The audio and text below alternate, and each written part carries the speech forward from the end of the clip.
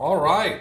Welcome to another episode of the Summit Chasers podcast. I'm back at my home studio. Don't worry, we're going to be at the other studio more often than not. But I wanted to test this one out. Who better to test out my new studio with than the one and only Paco Farías? And he has some things that he wants to talk about. He sent some ideas a few days ago, and I was like, okay, we need to not talk about a few of those things because I don't want to get in trouble. He doesn't want to get in trouble. Yep. Me But I neither. kind of want to get in trouble. But anyway, so we have a few things that we want to touch on today. I'm very excited to talk about them with Mr. Paco. But Paco, how you doing, my friend? I'm doing great, man. I It's fun to experiment things together. So that's kind of part of the name of the game and trying new stuff and just going through it and seeing what happens. So I love this. And as you very well know, you know, I'm an extrovert thinker. So every single time that I talk to others about something, my energy level just goes skyrocket. So I was looking forward to have this conversation because at 4:36 p.m. I was starting to lose a little bit of my mojo, and now it's back. So bring it I on. know, I know when something comes up and you're just like, I need to talk about it. When you text me, like, when are we filming again? When are we filming again? And I'm like, okay, what did he read? What just happened? I'm gonna go check the news, and little do you know, it's like Moltbook. Oh yeah, All oh these yeah, types of things come up. oh yeah, absolutely, man. You're right. You can call it the Paco meter or something like that, right? Yeah, So exactly, Paco meter. I Paco feel like meter, it's Paco probably already meter, taken. Yeah, it's probably already taken for something. But I'm gonna try to trademark that. That's hilarious. Paco alert.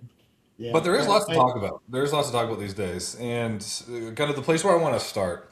And this is actually an idea that you had, a topic that you had, is the leverage that smaller businesses have over some of their corporate, you want to call them competitors, other options, whatever it is, due to just the way tech is going, the way they can leverage workflows and efficiencies and that type of stuff now. And it's funny, I go back and forth on this concept where they do have a lot of leverage over, and there's lots of ways even before this AI boom, they do have, they have certain leverages over bigger corporations. They can pivot quicker, they can move a little bit quicker, they can take, some they can take brand risks a little bit more without losing, hundreds of billions or whatever it is.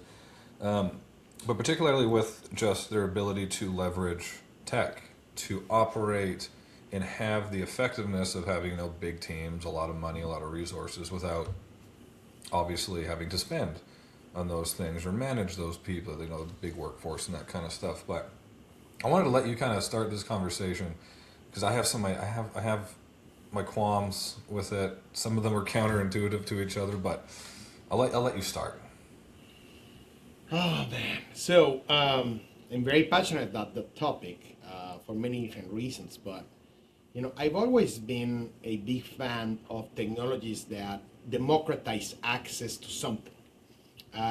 So because, in my opinion, that is the biggest impact a technology can have to really exponentialize access to something that can add value, right? So I'm really interested in those.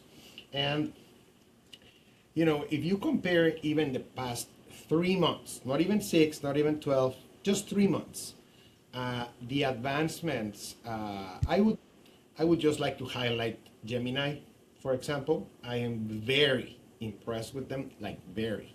Uh, there's a couple others, but what I'm trying to say is when you put yourself in the shoes of a small business owner where they had to, you know, do these presentations or decks and they had to either pay someone on Fiverr or trying to get someone to help them out.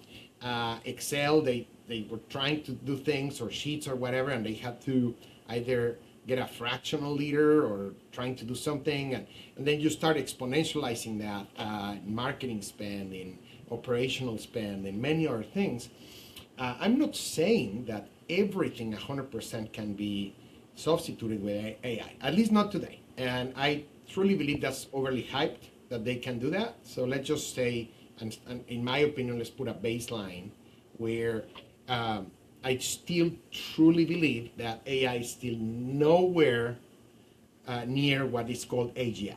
It's nowhere because that really would mean that that single intelligence would be exponentially better than a human in every single thing. So no, that's not true. Um, and when it comes to business, though, it's starting to get useful, very, very useful, because you can now start integrating Claude into Excel, Gemini into Google Sheets, all of them into Word. So all of these other tools that the average person is trying to use to try to minimize spend on things that, are either commoditized or something, there's more and more and more opportunity to have access to some of those tools that only the big corporations were paying. Now, yes, you still have the Rolls Royces, you have the Salesforce.com, the Workdays, the pick whichever ERP you want, all of those, big ones. But I'm starting to see that it's the moat or the friction for the average smaller startup to get the access to the technologies or the of those that the larger companies have are really starting to get closer to each other, and I've seen an exponential rise of that over the past weeks and months, right? So I'm very happy about that. um, Very complicated for the average business owner to try to see where to start, though, because now, on top of all of them trying to make their day-to-day decisions and everything else, they have to add a different thinking or layer of thinking, which is what is a tech stack that actually makes sense for me to operate in. So it's literally a different way of thinking that is required now for the average leader. Something like that. Does that make sense to you? No, it makes complete sense to me, and that's part of my qualms with it. Was your last point? Again, I came from, I was in the fitness industry when it was just starting to boom. It's particularly in the supplement, and that's the supplement aspect of the supplement industry, the nutritional part of it. That's I'm kind of comparing it to that right now, where there's we're and asking the question, but I don't know if we're figuring out the right answer for it, which is just because we can, should we? And they used to throw, again, this is back in the day, and some people that who, are gym goers, especially back in the day, late '90s, early 2000s, you would go into, your local GNC and you'd look behind the counter and you'd see all these shiny behind lock and key. And it was like jacked FX, and there was like a picture of a rhino on it, like busting through a door and all this type of stuff. And then you read the ingredients and it's like I can't pronounce half that stuff. This is proprietary blend that's supposed to do this. A lot of it now is very illegal. You're basically like drinking steroids, not regulated by anybody, and you were just guessing what was the best fit for you at the time. And while you were ingesting all of these chemicals, you're completely destroying your body.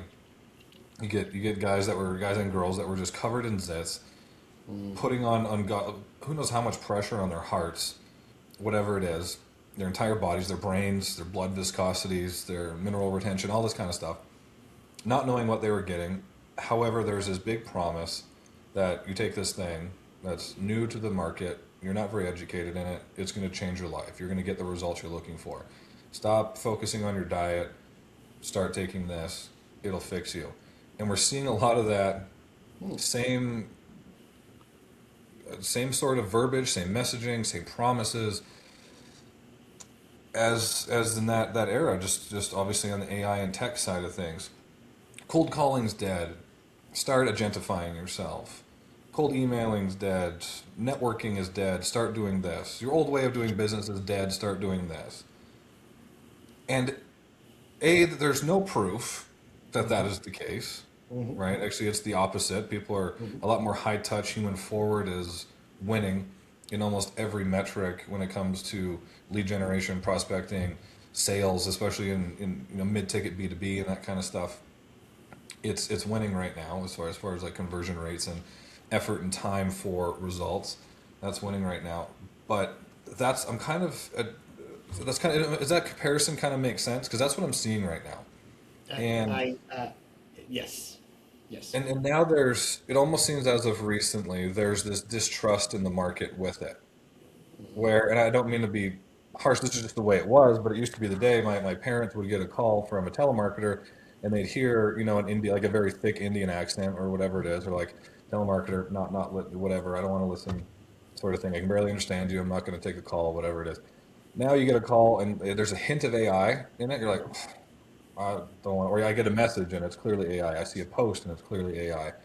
You immediately kind of discredit it, even if the content's good, or you could use the tool or whatever they are selling on there, but you kind of immediately discredit it, and it's so you're kind of seeing some of this pushback, which I think is very healthy because then they're going to look at, okay, just because we can, should we?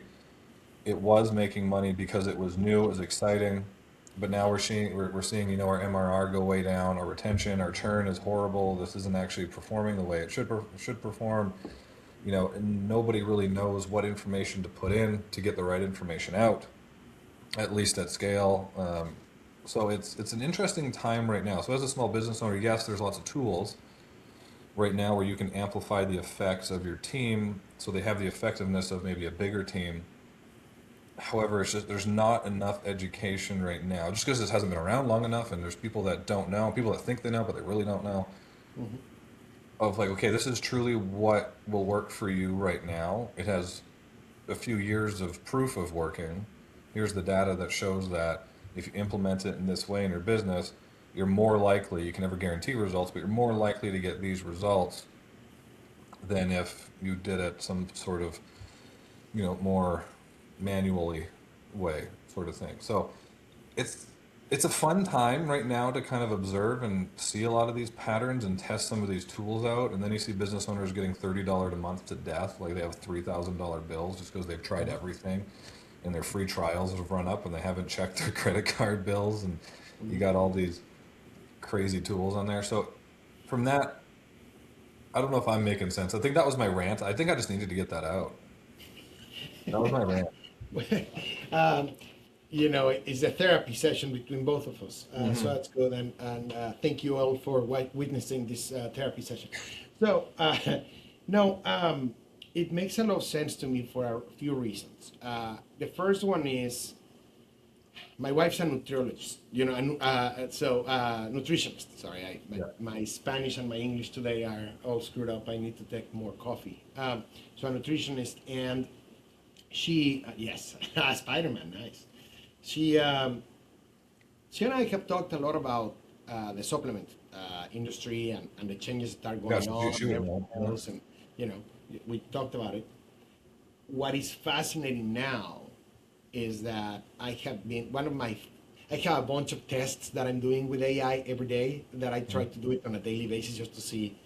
And one of those is the medical advice, the supplement advice, all of the, and anything else. And I throw it to her and say, hey, ChatGPT gave me this, or Gemini told me this, Grok told me this, what do you think? And she's been surprised positively on, it's getting in average better answers. Mhm. Um, Clearly, what a lot of people still don't understand is there are layers to the answers of an AI. And I think this is very important for our audience to understand. The first layer, at least, and I'm going to butcher the technical presentation. If someone is a super techie, go ahead and butcher me online. I'm fine with it, and we can debate. The butchered version of it is given the exponential choices that the model has to try to learn Mhm. and to predict where your words are going to go. Um, the less words that you say and the smaller the query, the more accurate it's going to be because it's going to be almost literally like a Google search. It's going to be very precise, very specific. The more that you have in conversations and you add context and you add memory, the more it's going to become complex and the more resources are being used. And most of the models by design will try to the most best of their capacity to stop doing thorough responses, and that's when they start hallucinating the most, and that's where it gets crazy. And I don't know if you've seen the meme where someone is talking to ChatGPT and says, "Hey, ChatGPT, I saw this mushroom. Can I eat it?" And it says, "Yes, you can eat it. Go ahead." And the guy's almost dying in the hospital. It's like, you told me I could die, I could eat it. I said, "Oh yes, you're right. You cannot eat it. You can die." Yeah. Uh, so what I'm trying to tell to people is continue to be very careful because AI will automatically present itself as an expert in every single answer and speak with a lot of authority.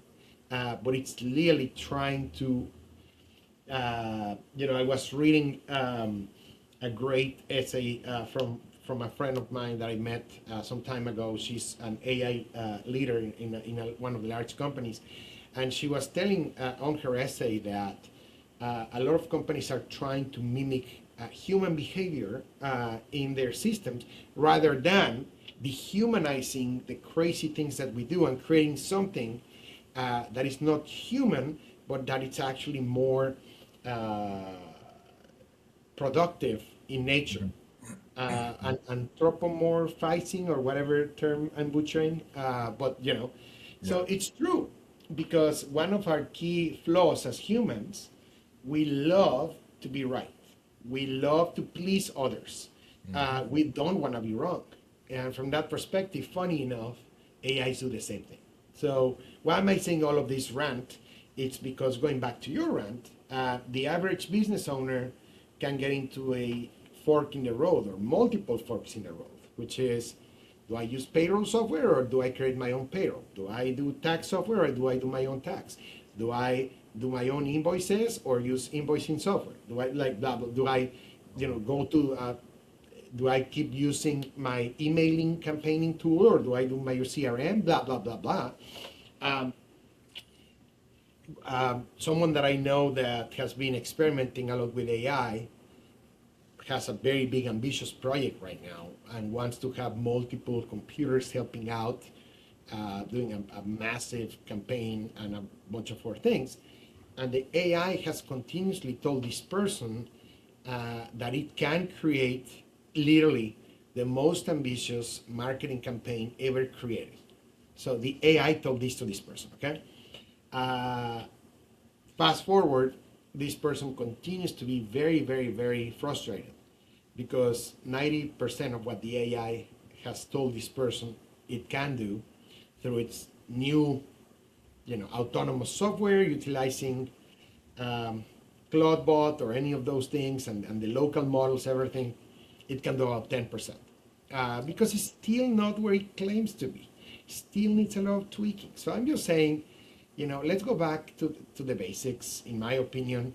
Start with things that are highly controllable and with a lower context window, being relatively technical, but just smaller amount of words, smaller context to play around with, and then you can start making it big. But yeah, giving big business activity today to an AI that hasn't been fully tested over time is highly risky.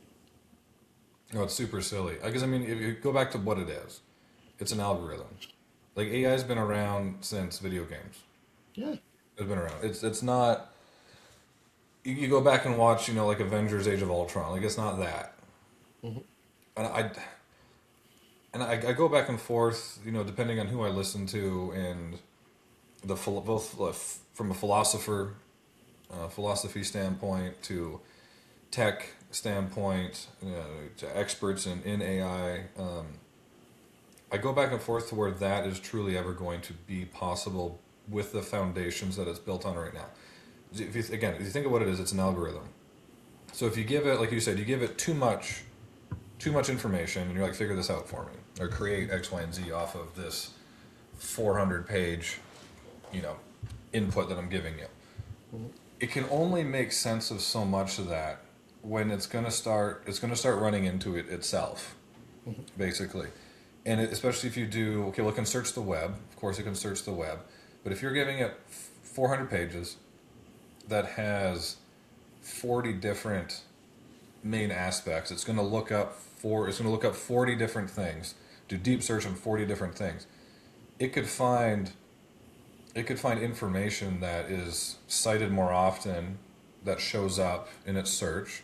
If it shows up more often, it's going to see that as being more trusting, because it showed up more often throughout the web. However, it's outdated information that goes against this other thing that it's searching. So now it's left up to itself to fill in the gaps and make it make sense.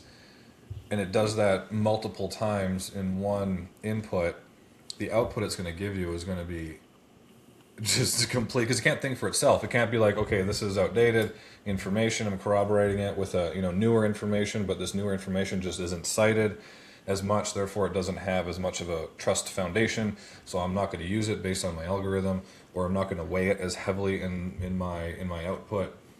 So I'm gonna fill in the gaps with what's in front of me, sort of thing. Yes. It's not like this. I'm gonna look at this problem. I'm gonna solve it based on anything other than what shows up more in the algorithm, Yes. or what is deemed by its creator, really, which is us, as being more trusting, which is just something shows up more often, more consistently in more places. So it's just not. I don't see it getting there with how it, with the foundation that it has right now. Like when I say getting there, I mean like to an AGI. Like we're not going to have Ultrons running around trying to take over the world anytime soon. Could this be the foundation of the thing that gets us there? Yeah. Maybe, but as it is right now, that's not going to be the thing, no matter how good it gets. No, And because you would also need unlimited power. You would need unlimited unlimited computer. context windows, unlimited memory. The Yeah. power thing is huge. Yeah. Cooling, you need unlimited cooling. Yeah, unlimited quantum computing. So no, we're not there. Having said that, though, there's been fascinating stuff recently that I've been reading. So to double click on what you just said, there's now full studies that, as you correctly said, well, actually, we humans are so funny. Um, we love to, think about, we're all kids, right? Oh Think yeah. about how fast we are entitled into new technology. Let's just think about it for a second. So you get a new LLM, you start playing with it, it gets new, and in 2 days, you're frustrated because it cannot do one thing that literally you could not, it does something for you that one day before probably took you a full day, but now you want it to do 10 more things and you're frustrated because it cannot do those 10 more things, right? Louis C.K. had a bit about that. Yes, we're Like we get funny mad at about the dumbest things. I'm flying in the air with this thing in my hand that talks to space, and I'm mad that I can't like have a picture show up in 10 seconds or less. It's like hilarious. But anyway, sorry, keep going. now you can with Starlink, right? So that's what I'm telling you. It's just, but anyways, the point being is it's going to get there as they work on their compression algorithms, and they're going to get smarter and smarter and smarter. Um, there's multiple papers that show, as you correctly said, if you want the AI to investigate and research a PDF of 400 pages, 500, 1,000 pages, and remember everything, and no, plus the internet, no, right? So it's gonna get very very interesting as companies start evolving that. I, I'm also following very closely what Tesla did recently. They published relatively quietly, but now, of course, all over the internet, a patent where, I'm a Tesla owner. I think the audience know this well. I love it. And I have a legacy model. So it's a 2020, and it doesn't have the ultimate, so far. Well, it's never going to be the ultimate. There's always going to be a better version. Let's just say it has what it's called hardware 3, Okay. which is a version of the computer plus the cameras. And current vehicles as of today have now what they call hardware 4.5. So in order to get from hardware 3 to 4.5, there is a gap. And Elon had been reacting to people saying, yeah, don't worry about it. At some point, maybe if we are forced, we're going to do a retrofit, and it was just going to be very complicated. Well, they found a way to do a significant compression of the algorithms and of the technology in such a way that you can have a relatively similar functionality with the same computer power and the same hardware capability on the hardware 3 than on the hardware 4. And that is massive. So in my It's huge. opinion, not the technical guru, not the technical expert, I may be butchering things, but my interpretation of it is if they're doing this with real world data, imagine what that's going to mean for Optimus, right? And for all of those robots and Oh stuff. yeah, huge. And that's But where. Go ahead. Go ahead. I'm gonna no, finish no, your I thought. was just going to finish up the thinking because I go into 10 different things. But to try to close the cycle on this conversation is they're not the only ones. You have Chinese models, you have a lot of different groups of people working on trying to solve that compression problem and Mm. that long-term memory problem in many different ways. A friend of mine recently got his computer. He has a NVIDIA video card, and he's using all of that setup to do local, running a local model. And the local models are still like 1 year behind, right? I think he has Llama 3 or something like that in his computer. Um, what is fascinating is he was telling me, think about this. So he showed me. He got Llama 3 into his computer, and then he disconnected and unplugged the computer from the internet 100%. And he said, ask my computer whatever you want. And I asked a bunch of stuff. And the thing responded everything that I asked. It had a limit, of course, because it was not updated as of 2024 or something like that. And but he told me, you have all of the internet's knowledge in a compressed model in a computer now without access to the internet. Isn't that insane? I was like, yes, it's insane. So yeah, Crazy. Well, and that's going to be like they're talking about like the closed loop AI, so they yeah. can compress into these little devices. Like Hmm. GPT's been saying that for forever, and then I don't know what happened. They dropped that. Now they're coming out with AirPods. But it is like we all look at leaps in technological advancement as if it's like this next, like what's the next moon landing? Like if we're still on Earth, when's the next moon landing? And then that indicates whether we're moving forward or not. When really it's just, is the current capabilities able to come in a smaller and cheaper package? Yeah. And I can't. What's his name? The founder of Nvidia. I love the guy. I can't remember his name. I have Pang. Yeah, yeah, Pang. yeah. Yeah.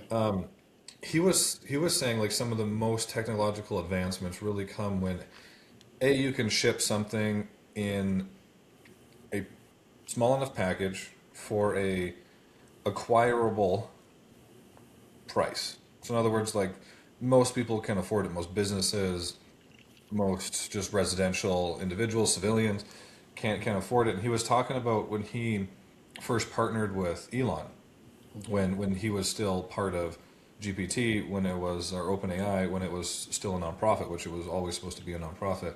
Hmm. And he made a chip prior to this, and the chip was like state of the art, but it was the size of, remember back in the day when we had CDs? Kids would Hmm. walk around with their giant CD books with a million CDs. You'd open and you'd flip through it. It was the size of one of those, huge, and it was heavy. And it cost them.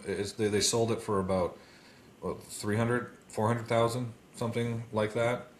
And then they fast forwarded to a few years ago when he gave Elon a chip. They're on some stage, and he gave him a chip, and it was tiny, maybe the size of a CD, but maybe like about half an inch, quarter of an inch thick, and it was the same. It was the same chip.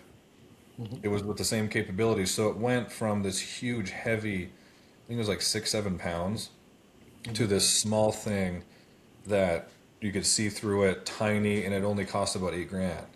So like those types of technological advancements are underwhelming to some, but it's insane because now you have this thing that was $300,000 that most people who are like tech geeks and stuff when they're building their own computers they can buy that thing now. When that thing was initially made for like supercomputers, now they can put it into their computer at home for it's not cheap, but they can, and businesses can afford that kind of stuff for if they're trying to outfit their computers at home or they're trying to build something. They're a tech company, a tech startup, and they're trying to build these computers that can have all these capabilities. They can afford those types of things that were previously just they'd have to raise money just to buy one of them, sort of thing. So there's again, it's not these huge leaps.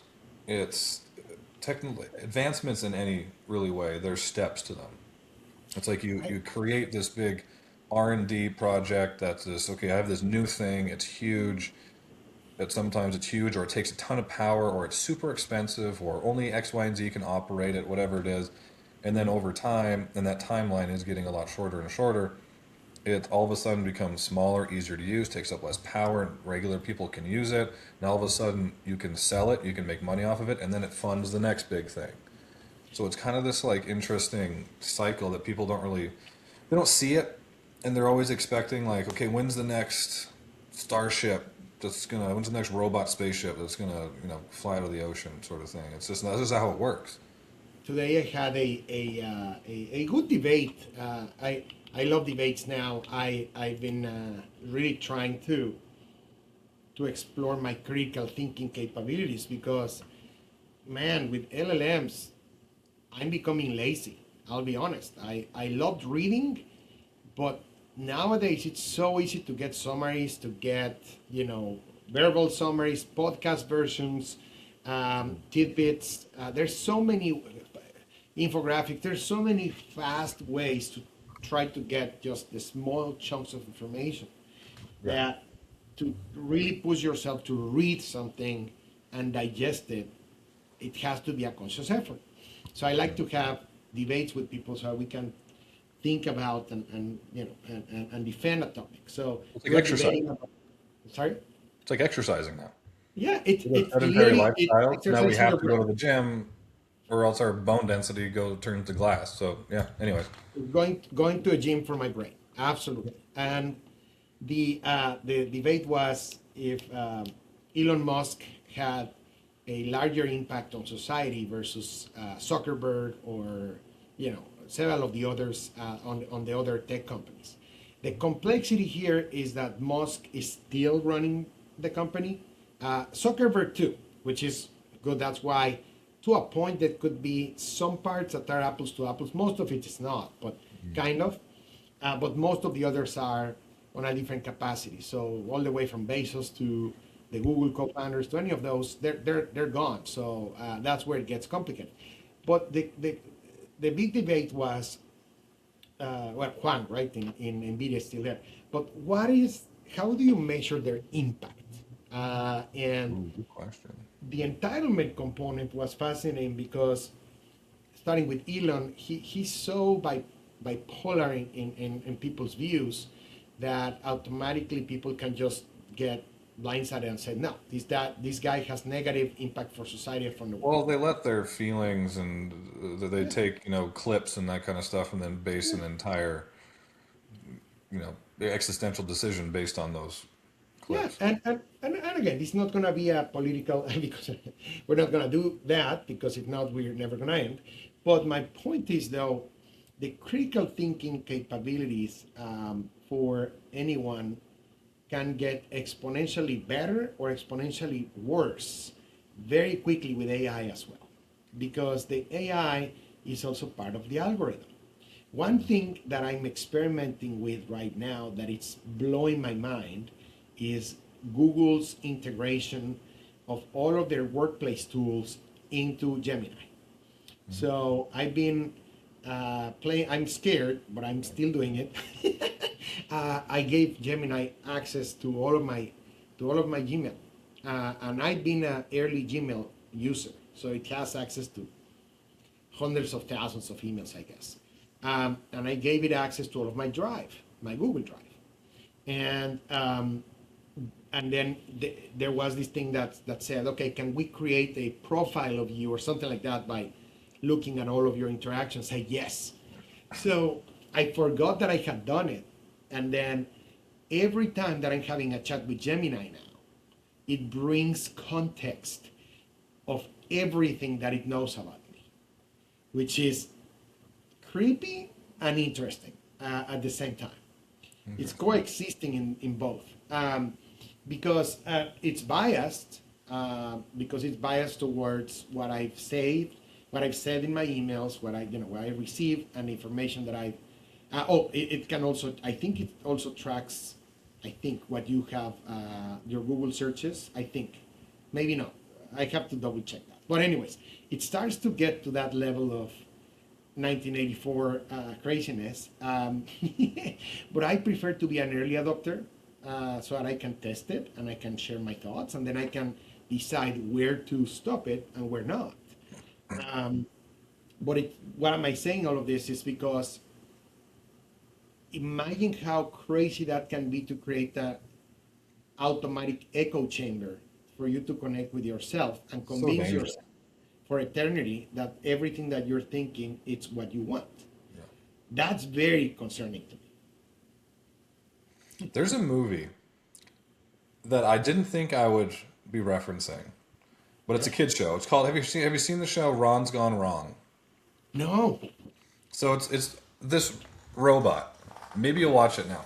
But it's this Yeah. this Of course. robot that they, this they're clearly making fun of Apple, right? Like the dude looks exactly like the current CEO of Apple, and they made him evil. But anyways, there's these robots. I think they're called fun bots, and they take all your kid. Like you sign up for it as a kid, put your hand on it. It gets access to all your social media, messages, everything. It gets access to everything that you put online. And then it creates a profile of you and understands you. And it says that now I know everything about you, so I'm your best friend. And then it will literally dictate who you can be friends with based on compatibility, based on its idea of compatibility. So there's these two kids in school. They're not the main characters, but they were friends in the past. And one of them was like, "Oh, cool. Can we connect? Can we like share whatever?" And then they try to do it, and the bots are like, "Not compatible. You two can't be friends." And then the rest of the movie, they're like, "Yeah, I guess we can't be friends, so I'm not going to interact with you." So, anyways, there is this, and then the premise of it is there's one of the robots that fell off the back of a truck, and it didn't have access to the company's Wi-Fi or whatever it is, so it literally had to learn through experiencing life with this kid what it actually meant to be a best friend. So that was kind of the premise of the show. It's actually a really cute show. It's one of the few kids shows I actually like my kids to watch. But is that kind of premise. So you do something like that, and it assumes who you are is contained in your emails and your Google Drive. And then it makes suggestions. It'll hide information from you. It will highlight certain information based on who it thinks you are from your emails and your Google Drive, as opposed to opening you up to other perspectives. Have you heard of this? I see you do a lot of this. I see that you're interested in this. I see that this is your ideas. Check this out. It's not going to do that because that's going to make the user uncomfortable. It's not good for, keeping somebody on, using it often. Like nobody wants to be uncomfortable. They want to say like, no, you're on the right track. Oh no, this is right. You're right. This is great. Like the whole GPT memes that are going on there, what it's like everything you do is a great idea. Start the 12 businesses. Do all these sort of things.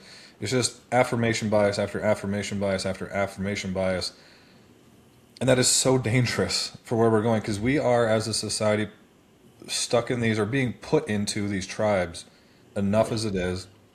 We're in these echo chambers where we feel like we don't belong or we want to go somewhere where we feel good and safe and all these kind of things, so we like, okay, these are my ideas, I'm going to go where that will be echoed or that will be amplified even more, and anywhere else they're bad or just I'm not going to entertain them or they're whatever, they're evil, whatever it is. So now we're bringing that into our personal life at home when we're sitting here with our chat bots, our Ron Gun, our friend bots, what I can't remember what they're called in the show, that are just amplifying and feeding ourselves our own bullshit and amplifying it over and over and over again. We're going to sit here. We're never going to learn. We're never going to get outside of it. We're never going to be able to see other perspectives. Therefore, we're not going to get along. We're going to do nothing but fight. We're going to do nothing but argue. And then we're seeing the effects on the news. You know, I of course I'm gonna watch it. It reminds me there's a few others Good show. that go through different aspects of it. The practice I run, not perfect, but it's the practice that I have, is I literally choose to read, to utilize technology as much as I can, because I'm still biased, but I'm trying to get me out of the bias. And for example, Ground News is a great one because it's an AI-based app that divides the news on the spectrums, and then it tells you this news was reported this way, and that way. And at least that way, I can start seeing different, interpretations, Yeah. which at least allows me. So someone was telling me, and I really like that. They said, if you want to see the news about something that happened in one country, don't read the news of that country. Read the news of other countries about Yeah. that country, because the bias is going to be there's still going to be bias, but it's going to be different. So, and again, it's not only the news; it's business, right? And it gets back to, when we want to help business owners. I love the trolling that sometimes you and I do, and a few others, of individuals that claim that they have automated 100% their sales force and, Oh, and, that's and marketing funnels. And makes me nuts. yes, yes, I know. It drives me nuts too, because it's not true. And I think it's disingenuous. It's not genuine, and it's just, it's not good. But the point is, if they say that they're doing something that it's an experiment, and they claim it's an experiment, that's okay. I love that. That's how you get to our next level. But my point here, and all of the past, rant that I just made to the audience, is utilize this to make sure that your echo chambers are diverse on everything, but particularly on business. Going back to the beauty of the what I can call now the multifunctional leader, where startups always have operated that way. They have to be multifunctional by design, but now it's kind of exponential what they can do. But if they continue talking to themselves only, that's where a lot of startups will go and fail actually faster, because that way of those conversations with themselves are going to be the conversations they're going to have with their AI and the agents and all the other technologies, and or the news that they read about certain things are going to continue to be more focused towards one side versus the other. So everyone, in my opinion, has to continue to push themselves on a continuous basis on work that they're doing, on projects they're conducting, people they hire, people they associate themselves with, force themselves to a broader view, so that they are not missing, the bigger angle. Because you're absolutely right. It's so easy nowadays, and it can impact business in many different ways. In ways Okay. that I don't want to. That person is an X. I don't want to do business with that person, or that person is a Y. I don't want to do that. And it's like, why? Business is business. Like, give them the chance to do whatever they want. So yeah, I agree with you. It's just fascinating. Yeah. Well, different views are so important Yeah. in anything, but business, we're here to talk about business in general, uh, because it takes a different psychography to be successful in different aspects of business. Like if you're a new, we run into this all the time. We get individuals, business owners, they're very, very passionate about their product or their service, right? They're like we talk about me all the time. She's so passionate about being that strategic financial partner for a business owner. So she's obsessed with, okay, how can I create this offer? How can I better my service? How can I X, Y, and Z? Right? She's obsessed with that. However, it's really, really hard to get her to sell her service that she's so good at, because she's like, I don't like to really like her. She's a bad example for that. She just doesn't have an affinity for selling. However, you get somebody else in there on her team and who has a different outlook of, I will smile and dial all day. I don't care about rejection. I don't care about this kind of stuff. I'm not a perfectionist. I'm just going to go out and do the things. I'm going to make the calls. Hi, Cage. And I'm not afraid to make mistakes. Where she's a little bit more risk averse, because again, she deals with, as she should be. She's deals with money and other businesses' money. You don't want to make mistakes. However, you do need that different perspective, or that different kind of just way of being when it comes to a go-to-market, sales, tactic, strategy, effort. You want something different. And same with people. I mean, again, I work with a lot of people who are like, selling is icky. Like, I don't want people to feel like I'm selling to them. It's like, all right, it sounds like you need somebody on your team, or you need a voice, or you need to work with somebody, or whatever it is. That's going to give you a completely different outlook on what that really is and what that means. And how are you going to make the difference that you want to make if you're not willing to sell? Like, you need that different human being. You need a different perspective. And that different human being with that different perspective might have different ways of looking at certain things that you might not agree with, but who cares?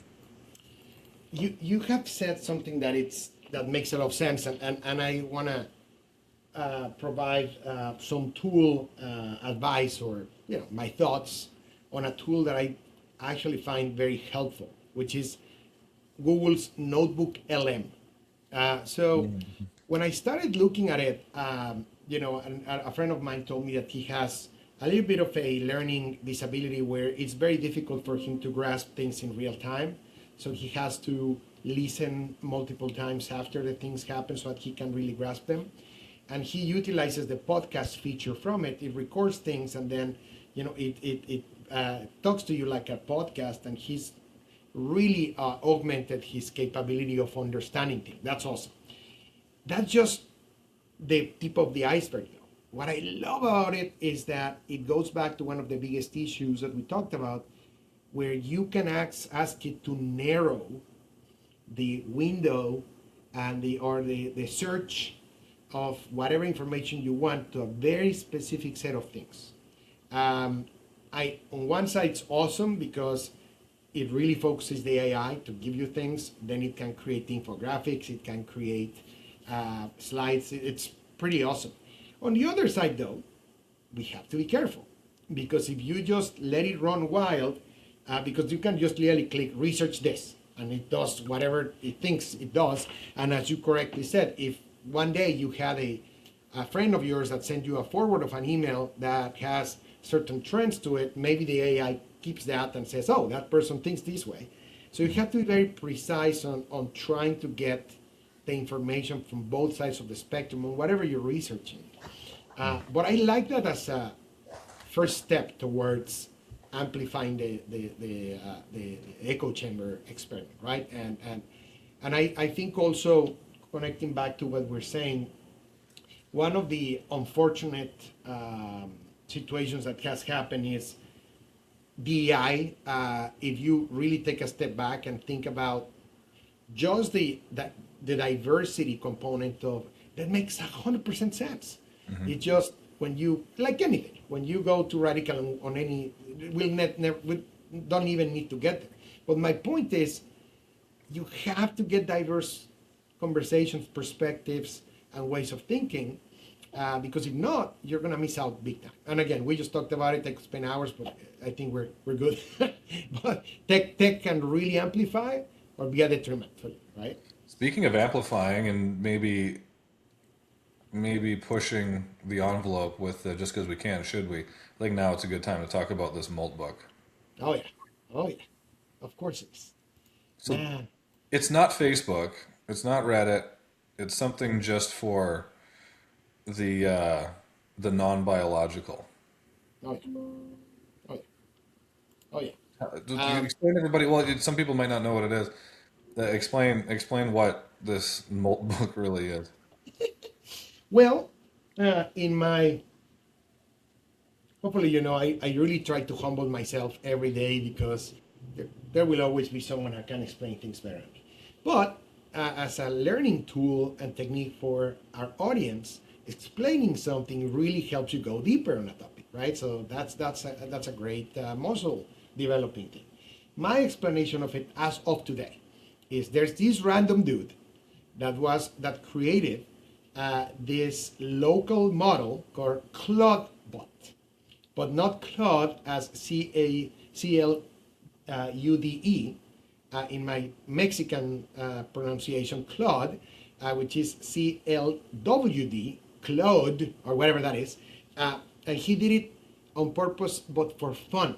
So he needed to start so that people could create their own agents locally on MacBook Minis or on their own mini servers, so that they could create their own local context and run things out of the internet, right? So utilizing a lot of Claude's technology from Anthropic.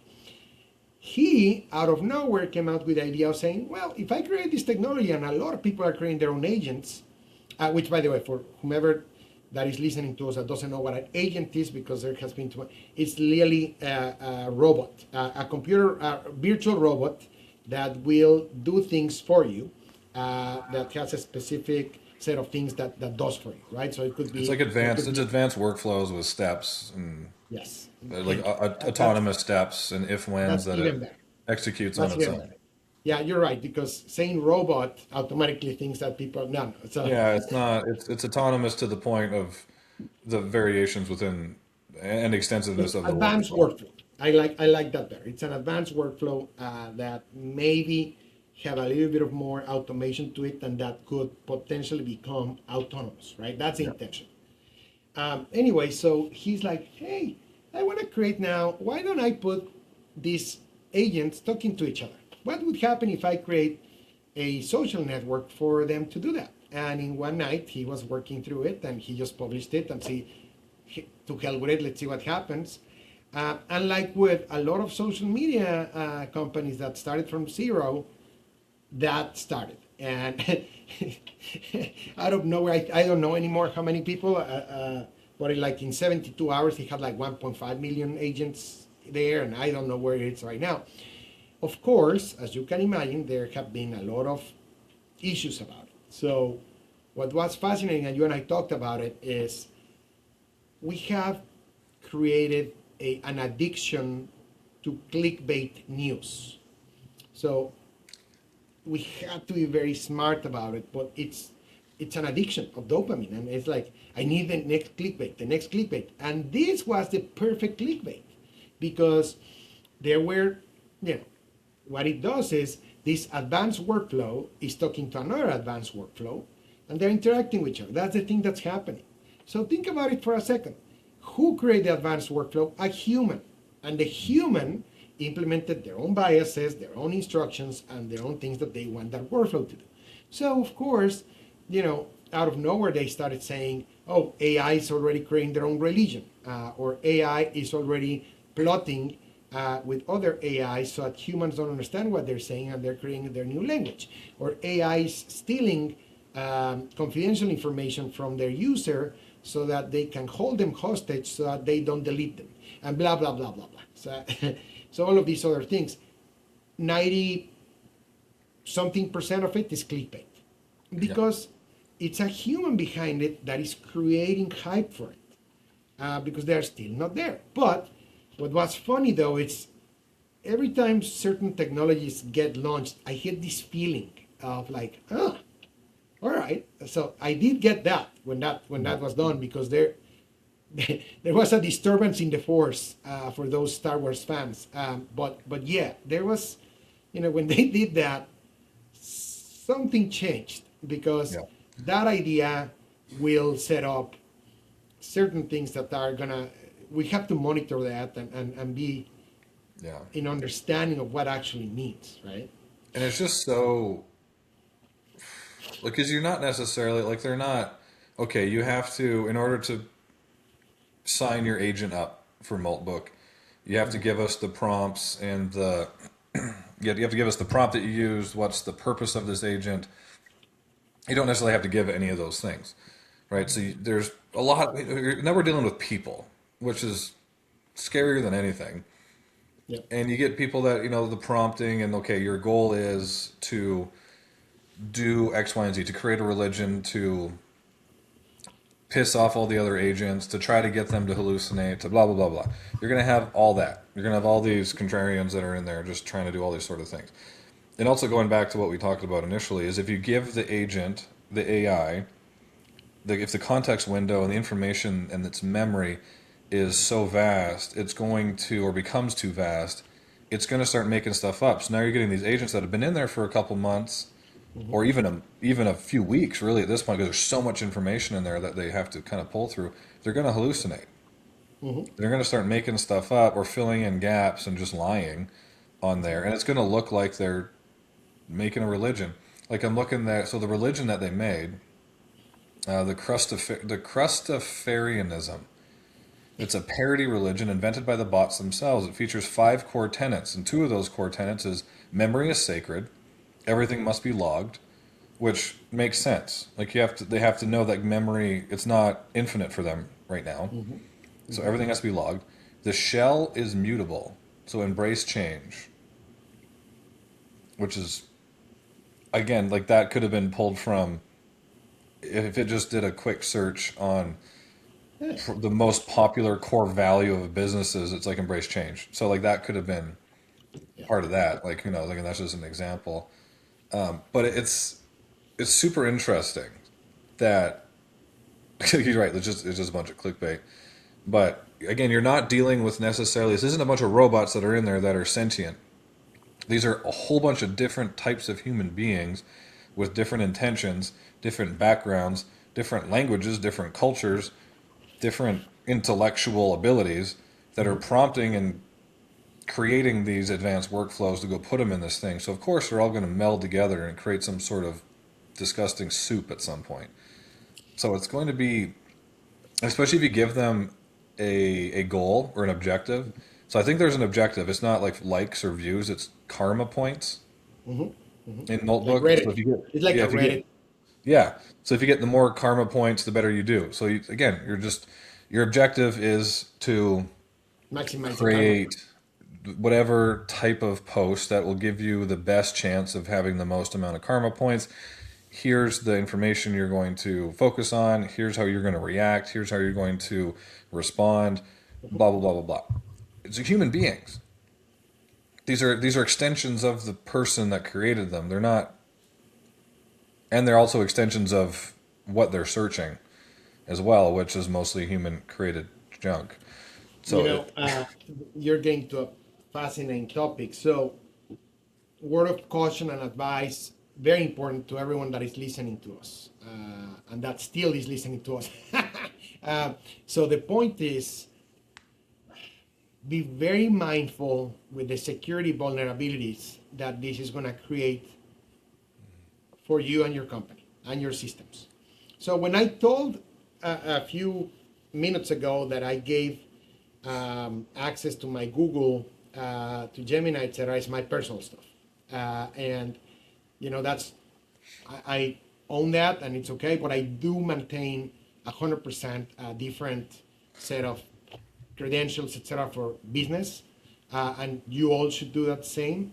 Um, but my point is, a lot of these bots and agents are full of security vulnerabilities. Those are the new computer viruses. And Cloudbot, Cloudbot and those technologies, if you just Google it, you'll see that there were a lot of security vulnerabilities. well, they were just vibe coded. Sorry?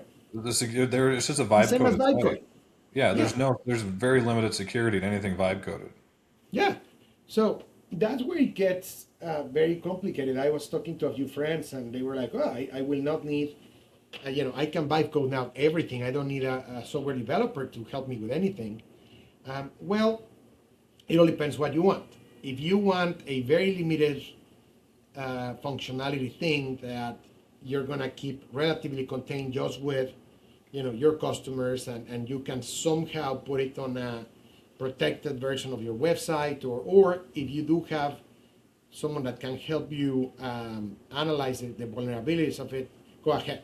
But if you don't, be very careful of doing everything you bytecode and just putting it out there in the internet, because it's so easy for people to get into your website, into your Hmm. email, steal your social security number, or do very bad stuff, impersonate you, or do a bunch of bad stuff. Because here's the interesting thing. Now that we're talking about it, imagine that someone gets access to my Gmail account. Let's talk about it for a second. Hmm. I'm not bringing this to reality, by the way.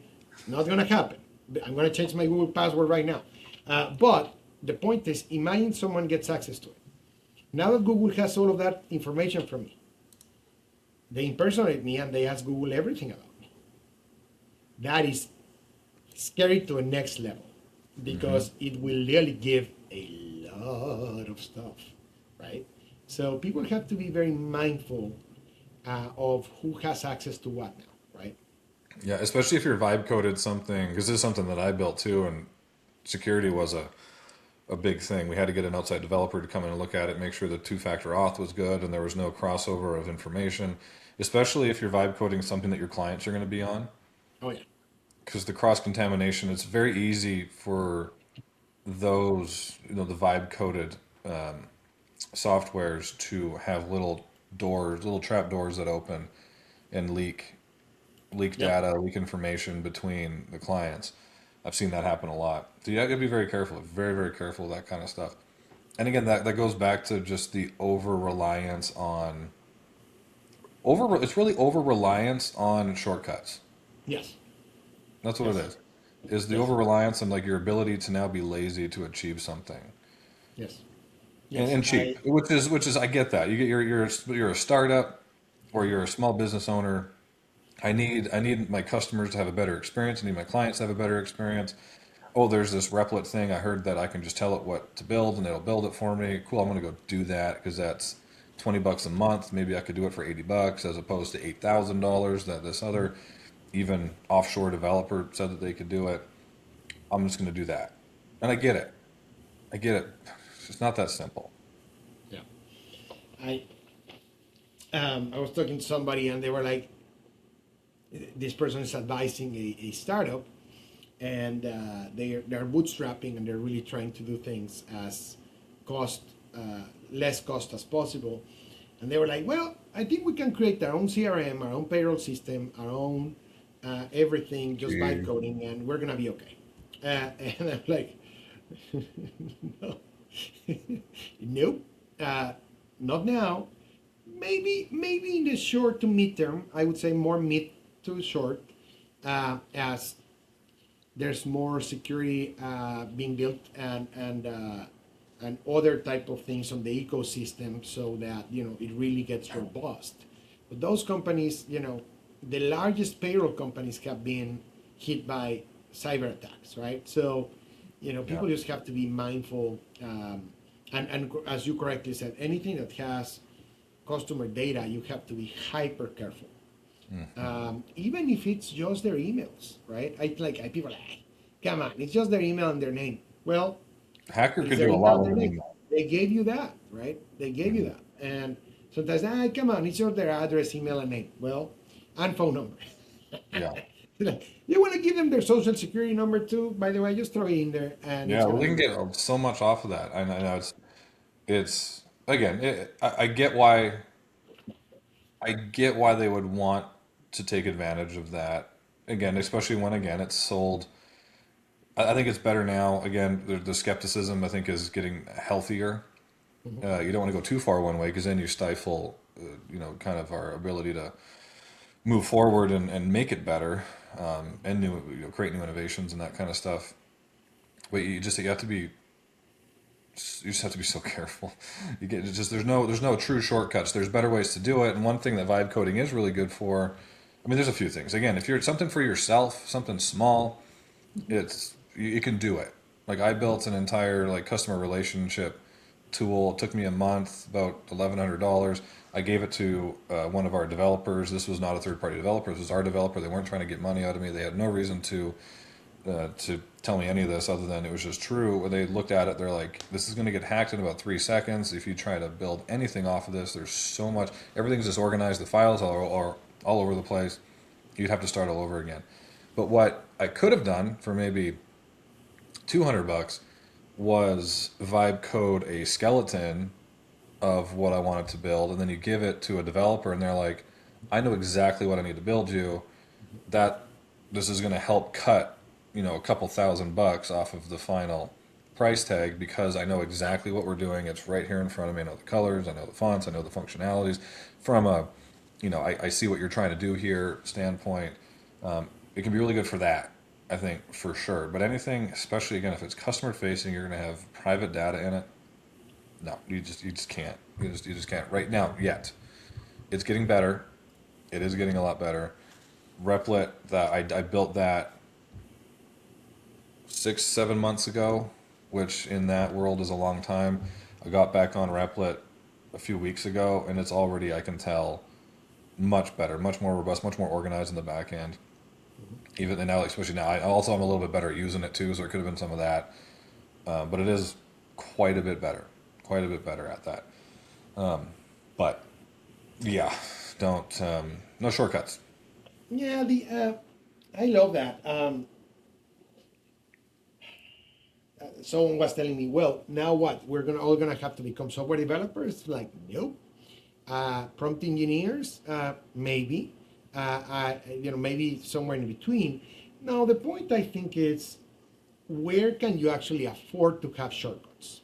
That the risk, I think it's a risk formula where the risk versus the reward. So it's a financial plus risk. So if the risk is low, but you can get a moonshot response from it because, okay, that's fine. It's something that is low risk, low exposure of the data. It's internal.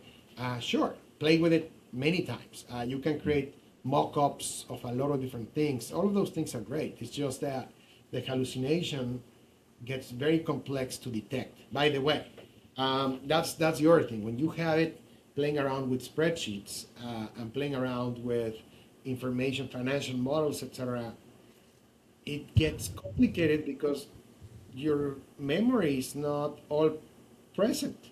So it can literally change lines of your spreadsheet. Um, when you have, you can also, what I do sometimes is I grab the full code and I get another LLM to audit the code that the other LLM did, Yeah, and Claude's great for that. Claude's yeah, really I good for have them that. do that. I agree with you. Yeah. I hate Claude because it's very expensive, but it's the best. I agree with you. It's very, very good in improving code. Um, so people can actually do that. One of the things they could do is say, hey, what are the security vulnerabilities that this code have, right? Or I want to start taking this more seriously. Um, Prepare a V1 version so that I can present it to a developer with a security background that can help me take that to the next level. Things like that, right? So yes, doing that, absolutely yes. We just have to be mindful. I don't see a problem though doing V1s, MVPs, or any of MVPs, that. that's fine, especially Totally fine. internal. Like there was a story about a girl who had her own, whether it was a salon or she was a barber, either one of those. She cut hair, and she wanted to build. She built something that could organize her calendar and it gave the customer a good experience, kind of logging into the portal, booking an appointment with her and that kind of stuff. And she vibe coded it, Mhm. and she ended up selling it for like 300, maybe I can't remember if it was 30 or $300,000, but she ended up selling it and doing really good, obviously making quite a bit of money off of it. And I don't know if she's still like part of the business or whatever it is, but there's success stories out there. But again, you don't want to get to the unicorn bias where it's like, okay, this one great success story equals like how many are in the graveyard right now? Who knows? Because you don't usually don't tell those stories, but you can if you're careful, and you have somebody that can check your work, and you kind of at least know what like glaring wrong looks Mhm. like the security piece. Make sure there's two-factor auth. Test it a ton. Test it with people who test it with whether it's fake accounts or whatever, family members, all that kind of stuff. Test it and try to break it as much as you can.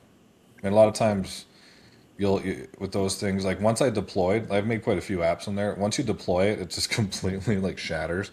So it takes time. Don't think it's going to take you a day to do it and you'll get it right, but test it, be patient, learn the basics of what is right and what is wrong. Again, like you said, use another platform to check your work for you. I think Claude's great for that. I think, does Replit still use Sonnet, Claude, I or are they on? I think Yeah, they might be starting to open it up to the other ones, but I think yeah. probably Claude is Well, they were on Sonnet. They might be using Opus now, but opus. Yeah. yeah, anyways. It's much better. But yeah, there's shortcuts, but then there's shortcuts, and then there's just being efficient and being smart, and those are And we two different haven't things. even talked about what the Anthropic co-founder said, but I think that may take us forever. So That's gonna be another if we do it now, conversation. do we do another episode? It might be a worth another episode because it's so deep. But let's just say that if you all have not read what Dario Asmodei, I think that's his last name, the Last co-founder time of I saw anything from him, he was trying to buy Google or something crazy. Not Google. What was he trying to buy? Yeah, he was trying to, let's see. He was, yes, but Amode. What? Yeah, yes, he's trying to do a bunch of different things, but he wrote last week a new essay called "The Adolescence of Technology." Hmm. Uh, I really recommend people to read it. I don't fully agree with everything he says, but let's just say that I really like that someone that is on the forefront of one of the most trusted and used models is being very transparent about what they love and what they're actually afraid of. And that way you can start understanding what's going on instead of just letting life pass through you. Yeah. So that's fascinating. We can talk about that one, but yeah, that one. Ooh. Yeah, that's a whole other podcast for sure, my friend. Oh, yeah. Oh, yeah.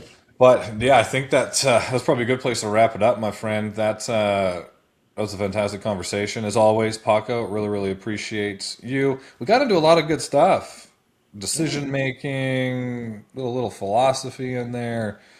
We almost went into some territory I wasn't planning on it, but we did good. We did good staying We out of the control deep end. ourselves. That's good. We We controlled put our stuff. our own boundaries, and I like to have boundaries also. I see them here in the podcast, so every time I'm kind of leaning towards here, I remember I have some. Which is fine, which is fine. But it's just not. It's, and this is like a lot of people. You got to be. Don't be scared to speak your mind and all this kind of stuff. It's different when it's different when you're a business owner, Yeah. and also it's a different when like you truly try to stay in the middle. Yeah. Like Exactly. I am about as centrist as it gets.